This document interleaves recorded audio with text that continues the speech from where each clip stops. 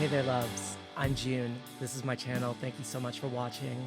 So far, I've been posting a lot of things that I've performed live in front of audiences, and I thought that I should probably make a video that was just me, nobody else here, alone in my bedroom. Please ignore the mess and whatnot. You all live lives. You know what it is. Before I start, hi, I'm June.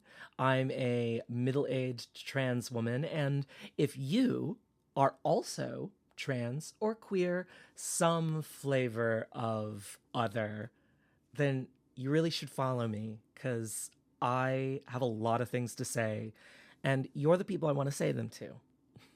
So I thought that I would read for you a piece that I wrote back in 2022 in July. I had only recently come out that spring and started HRT that May. So I was just a couple of months along on my transition journey. And my gosh, I'm about to hit 4 years in a couple of months, and I'm so excited to have gotten this far, really. So this piece was originally performed in front of a crowd at Outfront Theater, and it's called The First Time I Was a Girl. The first time I was a girl, I was in red. I look good in red. My best friend, Chrissy, had this amazing, ridiculous fire engine red corseted ball gown made out of vinyl, retiring wallflower that she is.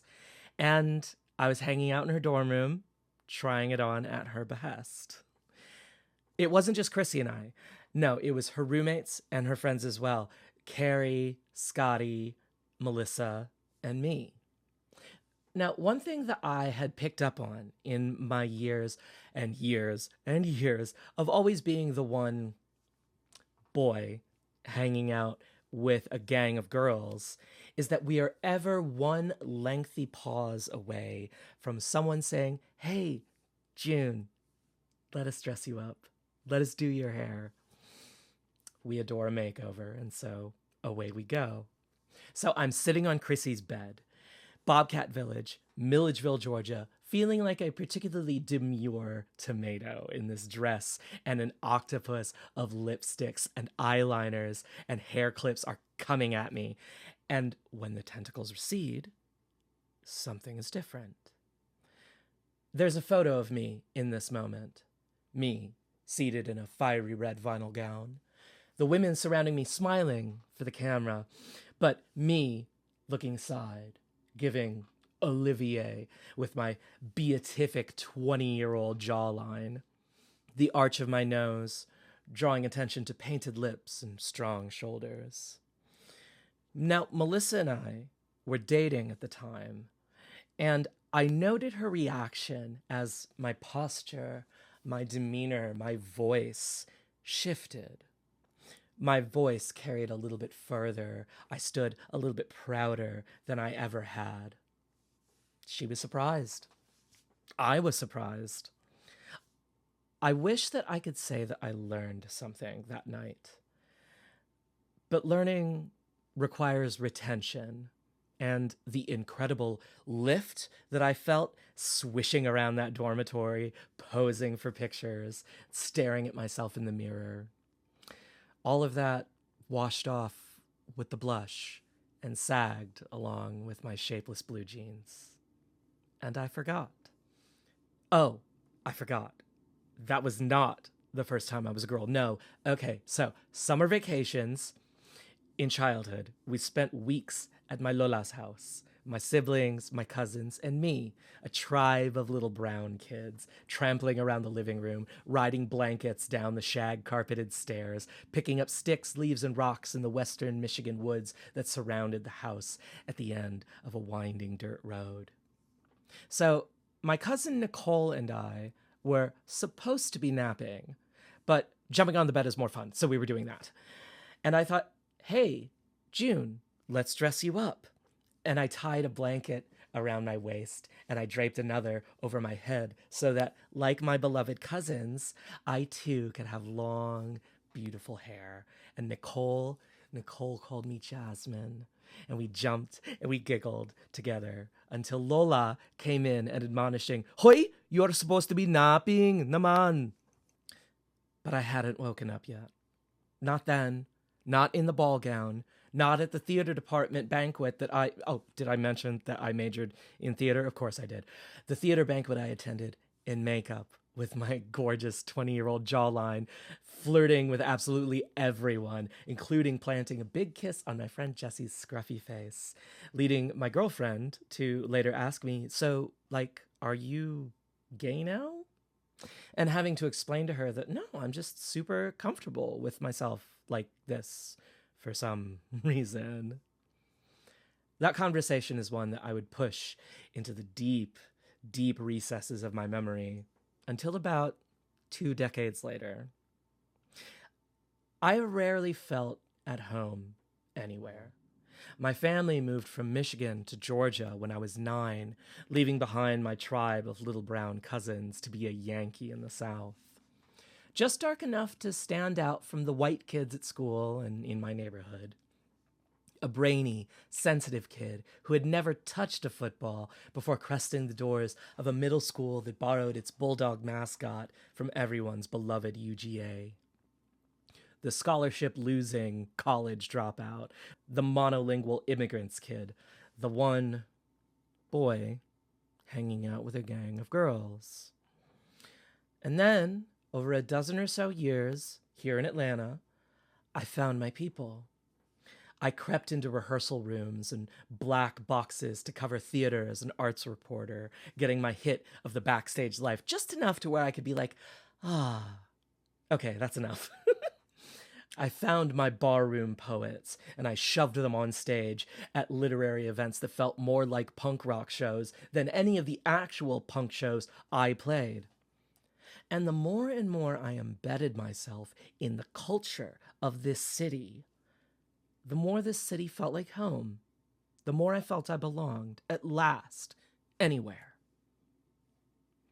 And then 2020 happened. 2 years. 2 years of isolation, living in bone-deep fear of the air I was breathing, fearing for my family, for my child, with little to fill the time but introspection, and dressing my Animal Crossing character in cute dresses and shoes. I remember talking about that on TikTok and someone just commenting with an egg emoji, and I had to look up what that meant. Brand new. Anyway, I started playing with gender in real life. I bought a skirt, I bought some lipstick. My friend Gina, I got her to give me a full face and walk me through what she was doing. And the first time I was a girl, I hid my Maybelline under an N95 mask. I wore a black skirt and stood in front of the stage at the Variety Playhouse watching Julian Baker.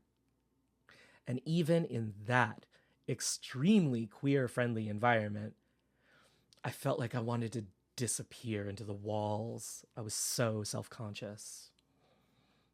But presenting as openly, visibly queer became easier. And as that happened, I started to remember. I remembered the ball gown. I remembered how much I've always felt so much more myself and at ease around women and artists and queer people. I remembered jumping on the bed with Nicole. Being cut off from all of the external mechanisms that I had set up to get that sense of belonging, I was forced to look inside and remember that I used to be a happy, rambunctious, extroverted, horny little long-haired freak. And I just forgot over the course of 20 years of adulthood. Ugh. And I only remembered when I was forced to look inside of myself. And that is where I found her. That is where I found the courage on a spring morning to tell my wife of 15 years that I intended to start HRT. It was like throwing a bomb into the middle of my life. So I'm living on my own, co-parenting. I'm on antidepressants and becoming the person I am, because honestly, the first time I was a girl didn't happen in college. It didn't happen at Lola's house. It didn't happen when I popped my first estradiol or pushed my first progesterone capsule. You get the idea. I have been a glorious mess of a weirdo girl this entire time. I only needed to remember. That was the first time I was a girl. Thank you so much for watching. I really, really appreciate you. Like, subscribe, you know, all the rigmarole that we talk about on YouTube. Go ahead and do those things, hit the buttons, and make sure that you go back through my videos and, yeah, pop in, say hi.